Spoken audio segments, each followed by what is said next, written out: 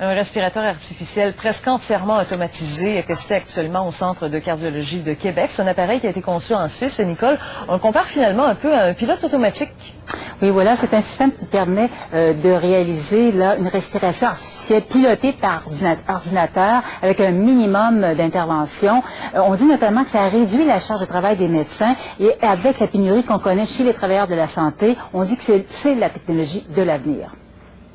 Les bénéfices, c'est de réduire le nombre de réglages. Chaque année, dans cet hôpital, 3000 patients sont placés sous respirateur mécanique, la plupart après une opération au cœur. Un instrument qui requiert plus d'une centaine de réglages. Le nouvel appareil automatisé en exige, lui, 30 fois moins. Tout le monde prend l'avion et puis maintenant on est très à l'aise avec ça, d'avoir des pilotes automatiques, avec un pilote dans l'avion évidemment.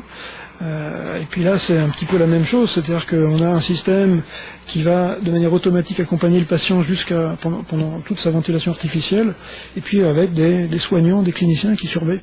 Une étude effectuée auprès d'une 60aine de patients a démontré que l'appareil est sécuritaire. On améliore également le confort du patient.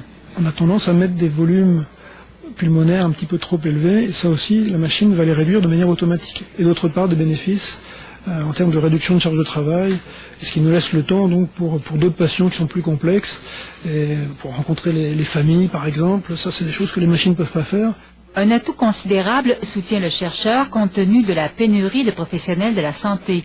Au cours des 10 prochaines années, le nombre de patients qui seront opérés au cœur va pratiquement tripler avec le vieillissement de la population. On opère quand même des gens plus âgés, avec plus de maladies concomitantes à leur cœur, surtout des maladies pulmonaires.